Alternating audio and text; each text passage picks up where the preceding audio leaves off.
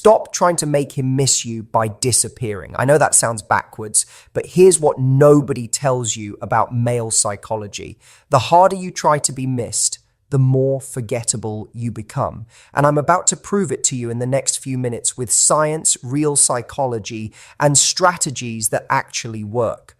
Right now, you're probably doing one of three things. You're either giving him everything he wants when he wants it, you're playing hard to get and hoping he'll chase, or you're stuck in that middle ground where you're trying to be perfect and wondering why he's losing interest. All three approaches have one thing in common. They're focused on him instead of you. But what if I told you that the women men obsess over, the ones they can't forget, the ones they chase for months or even years after things end, these women aren't playing games at all. They're operating from a completely different psychological framework. And by the end of this video, you'll know exactly what that framework is and how to use it. Here's the truth that's going to change everything for you. Men don't miss women who try to be missed. They miss women who create emotional addiction. There's a massive difference, and understanding it will transform how you approach every interaction with him from this moment forward. Most advice tells you to pull back, be mysterious, don't text first. That's amateur hour. Those are tactics. What I'm going to teach you today is psychological warfare, but the elegant kind, the kind where he doesn't even realize what's happening to him. He just knows he needs more of you. So if you're tired of wondering if he's thinking about you, if you're done analyzing his texts for hidden meanings, and if you want to know what it feels like to have a man truly crave your presence, then pay attention to every word I'm about to say. Because I'm going to show you exactly how to rewire his brain to associate you with feelings he can't get anywhere else. Let's start with the biggest lie you've been told about making men miss you. Ready for this? The lie is that absence makes the heart grow fonder. That's not how the male brain works. At all. Absence without emotional significance just creates indifference. But absence after emotional impact, that creates obsession. Think about your favorite song. You don't miss silence. You miss that specific melody, those lyrics, the way it makes you feel. That's emotional imprinting, and it's the secret to making a man miss you so intensely that he can't focus on anything else. Here's what actually happens in his brain when you disappear without creating that emotional imprint first. Nothing. Literally nothing. His mind doesn't search for you because there's nothing significant to search for. You become background noise that stopped playing, and he barely notices the difference. But when you understand how to create what I call emotional withdrawal, something fascinating happens. His brain starts actively seeking the feelings you gave him, not you specifically, but the way he felt around you. And when he can't find those feelings anywhere else, that's when the real missing begins. The science behind this is actually beautiful. There's a neurochemical response that happens when someone experiences pleasure and then has it suddenly removed. The brain releases dopamine not when we get what we want, but when we're anticipating getting what we want. That anticipation creates a craving loop that's incredibly powerful. Women activate this backwards. They give dopamine hits constantly through texts, attention, and availability. Then they wonder why removing themselves doesn't create craving. It's because they never created the anticipation gap in the first place. So how do you create emotional withdrawal instead of just disappearing? It starts with understanding the three types of emotional memory that men form about women. The first is comfort memory. This is safe, predictable, nice. He remembers you fondly but doesn't crave you. The second is attraction memory. This is physical, exciting, but often shallow. He wants you physically but doesn't miss you specifically. But the third type, this is where magic happens. It's called identity memory. This is when you make him feel like a better version of himself, when you activate parts of his personality that he loves but rarely gets to express. When you see him in a way that makes him feel more alive, more capable, more interesting than he usually feels. Identity, memory is addiction because it's tied to his sense of self-worth. And when you're gone, he's not just missing you, he's missing who he is when he's with you. That's the difference between someone forgetting you exist and someone spending sleepless nights wondering when they'll see you again. Coming up, I'm going to show you exactly how to create identity memory in any man, regardless of how long you've known him or what your current situation is. But first, let me tell you about the one thing that kills identity memory faster than anything else. The identity memory killer is predictability. When a man can predict your reactions, your availability, your responses, your energy, you become emotionally flat in his mind. There's no mystery, no discovery, no reason for his brain to stay engaged with figuring you out. But here's where it gets interesting. Unpredictability doesn't mean being flaky or inconsistent. It means being emotionally dynamic. It means showing different layers of yourself at unexpected moments. It means being warm and connected one day and mysteriously busy the next. Not because you're playing games, but because you have a rich, full life that he gets glimpses of. The most magnetic women I know are like this. They're present when they're present and absent when they're absent. There's no desperation, no analysis, no wondering if they're doing the right thing. They flow with their own energy and let men adjust to their rhythm instead of the other way around. This creates what I call the emotional roller coaster, R effect. Not the unhealthy kind where you're hot and cold, but the intriguing kind where he never quite knows which version of you he's going to get, and he finds all of them fascinating. Now, let me show you exactly how to create identity memory with any man starting tonight. The key is learning to reflect back to him the parts of himself that he loves but doesn't get to express often enough. Every man has hidden aspects of his personality that he's proud of but rarely shows. Maybe he's funny but works in a serious job. Maybe he's creative but spends most of his time being practical. Maybe he's adventurous but lives a routine life. Maybe he's intelligent but is surrounded by people who don't appreciate that side of him. Your job is to become the woman who sees and celebrates these hidden aspects. Not in an obvious way, but subtly. When he makes a joke, don't just laugh. Tell him he has a unique sense of humor. When he shares an idea, don't just agree. Tell him he has an interesting mind. When he takes a small risk, acknowledge his adventurous spirit. Here's the key. Most women compliment men on obvious things, their looks, their job, their possessions. But the compliments that create identity memory are the ones that recognize character traits, personality quirks, and ways of being that he values but rarely hears acknowledged. When you do this consistently, something magical happens in his brain. You become associated with his favorite version of himself, and men become addicted to people who make them feel like their best selves. But here's the crucial part that most women miss. After you've created this identity memory, after you've shown him this version of himself, you have to create space for him to miss it. You can't be available all the time to give him that feeling. That's when the emotional withdrawal kicks in. This is where strategic absence becomes powerful. Not random absence, not game-playing absence, but intentional space that allows the emotional imprint you've created to echo in his mind. Coming up next, I'm going to give you the exact framework for creating and then leveraging emotional withdrawal, including specific techniques for texting and timing that will rewire how he thinks about you. Let's talk about the art of strategic presence and absence. This isn't about disappearing randomly or playing hard to get. This is about understanding emotional rhythm and using it to create a psychological pull that's almost impossible to resist. Here's the framework. I call it the peak and valley method. You create emotional peaks through meaningful connection, then valleys too. Through strategic absence, the contrast between these two states is what creates the craving.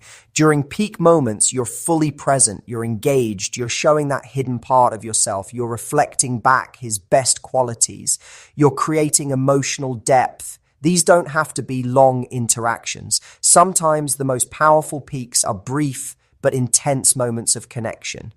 Then, Instead of maintaining that same energy constantly, you create a valley. You become less available, not in a cold way, but in a mysterious way. You have other things going on. You're not always responsive. You're living your life, and he gets to be part of it sometimes, not all the time. The valley period is crucial because this is when his mind processes what happened during the peak. This is when the emotional memory solidifies. This is when he starts to crave the next peak experience with you. Most women are afraid of valleys. They think it means losing connection, but valleys are actually what make peaks meaningful. Without contrast, there's no intensity. Without space, there's no longing. Here's how to implement this in real life. Let's say you have an amazing conversation with him one night, great connection, laughter, depth. That's a peak. Instead of trying to recreate that same energy immediately through texts or calls, you allow space. You become a little less available for the next day or two. You let him sit with that positive experience without diluting it. During the valley period, you're not ignoring him completely, but you're not pursuing either. You're neutral, but warm when he reaches out. You're focused on your own life. You're creating mystery about what you're doing and who you're with. What happens during this time is fascinating. His brain starts replaying the peak experience. He starts wondering when it will happen again. He starts thinking about what you're doing. The emotional memory of how good he felt with you starts to intensify because it's not being diluted by constant contact. Now let's talk about specific tactics for creating emotional withdrawal in different situations, starting with texting, because this is where most women sabotage themselves without realizing it. The biggest mistake women make with texting is treating it like a conversation instead of like emotional currency. Every text should either build anticipation, create intrigue, or reinforce identity memory. Texting just to fill silence or maintain constant contact actually works against you. Here's a powerful text strategy. Instead of asking, "How was your day?" try something like, "Just had a thought about something you said yesterday. It's been stuck in my head." Then don't elaborate immediately. Let him ask what it was. This creates curiosity and shows that he's OCCs, upping mental space even when you're apart. Another approach is the callback text. Reference something specific from a previous conversation that showed his personality in a positive light. Saw something today that reminded me of that story you told about your trip to Japan. Your adventurous side is pretty attractive. This reinforces identity memory while creating a small dopamine hit. But here's the key with texting. Don't be constantly available to respond. Don't match his response time. Don't feel obligated to keep conversations going. Sometimes send something intriguing and then disappear for a few hours. Let him wonder what you're doing. This doesn't mean being rude or playing games. It means having a life outside of your phone. It means valuing your time and energy. It means understanding that immediate availability decreases your perceived value in his mind. Coming up, I'm going to show you how to handle the most challenging scenarios, including what to do if you've already been too available, and the biggest mistakes that can ruin everything. Now let's address the elephant in the room. What if you've already been too available? What if you've been the one texting first, always responding immediately, always being accommodating? Can you turn this around? Absolutely. But it requires a strategic shift that might feel uncomfortable at first. The key is creating what I call a pattern interrupt. You have to break the predictable rhythm you've established and create curiosity about the change.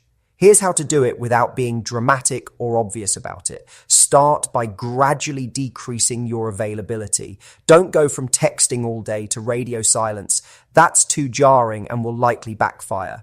Instead, become slightly less responsive over a period of time. If you usually respond within 5 minutes, start taking 30 minutes. If you usually text good morning first, skip it sometimes. If you're always free when he wants to hang out, start having other plans occasionally. The goal is to create subtle confusion in his mind. He should start wondering why things feel different but not be able to pinpoint exactly what changed. This confusion creates mental engagement, and mental engagement is the first step toward craving. Here's the psychology behind why this works. When someone is consistently available, the brain categorizes them as a resource that will always be there. There's no urgency, no fear of loss, no reason to prioritize them. But when availability becomes uncertain, the brain recategorizes that person as something that might be lost, which triggers pursuit behavior. But you have to be careful during this transition. Don't become cold or distant. Don't punish him for your previous over-availability. Simply become more selective about when and how you engage. Show him that your time and energy are valuable resources that he has to earn access to. Now let's talk about the post-breakup scenario, because this is when the principles of emotional withdrawal are most powerful. If you've recently broken up with someone and want them to miss you intensely, the first thing you need to understand is that your instincts are probably wrong. Your instincts are telling you to reach out, to explain, to fix things, to show him what he's missing. All of these instincts work against you. They decrease mystery, reduce your value, and prevent the emotional withdrawal process from working. Instead, you need to disappear completely for a significant period, not just from his phone, but from his entire awareness. No social media interaction, no showing up where he might be, no contact through mutual friends. You need to become a ghost. But here's what makes this different from typical no contact advice.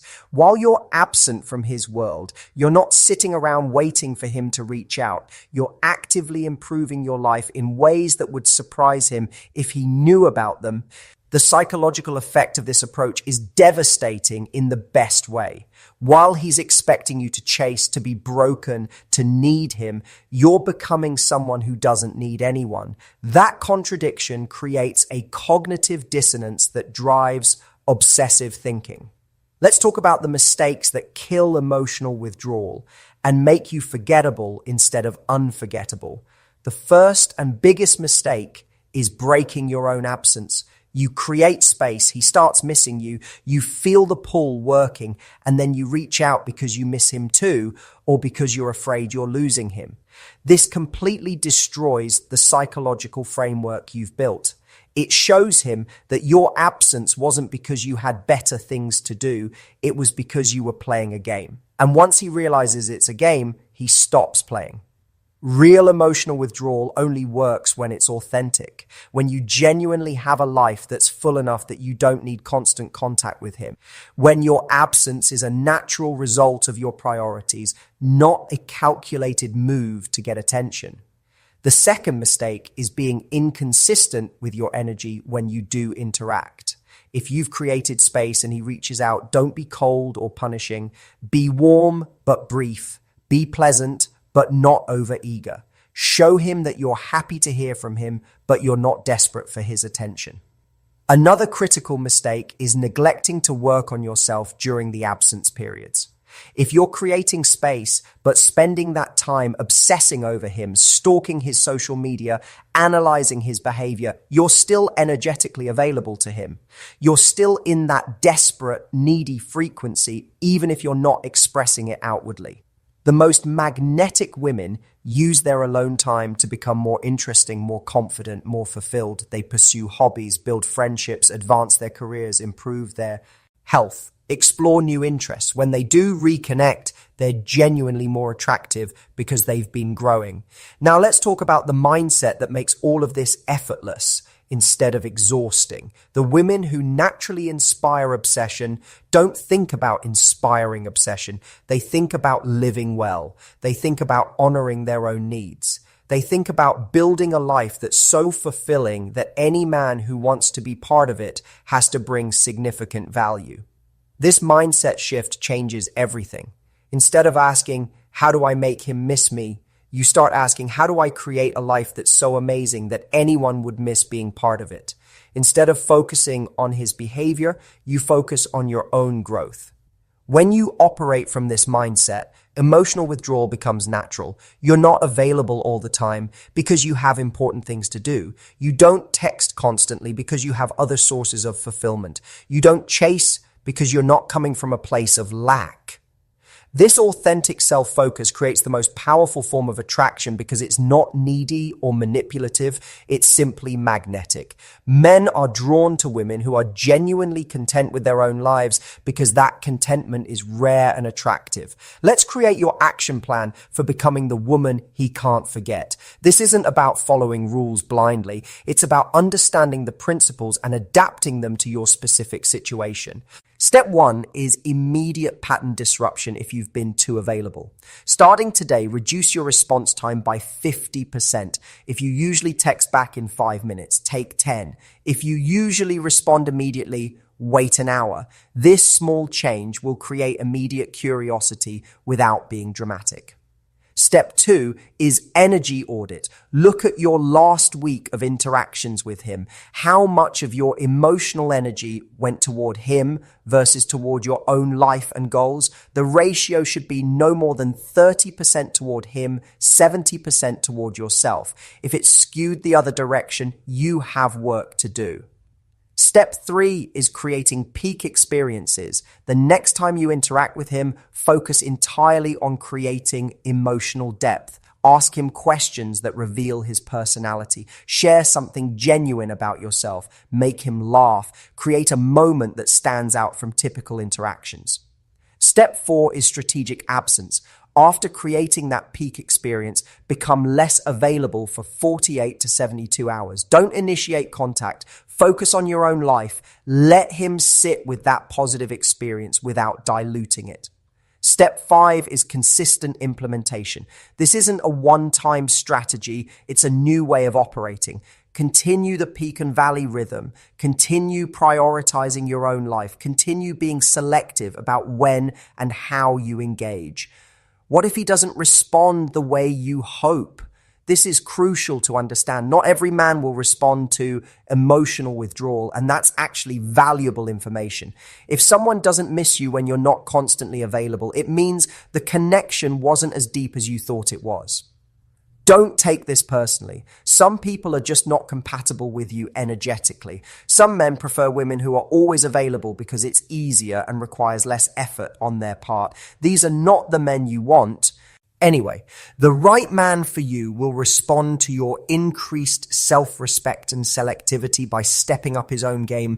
He'll become more intentional about spending time with you. He'll be more present when you are together. He'll start valuing access to you because he realizes it's not guaranteed.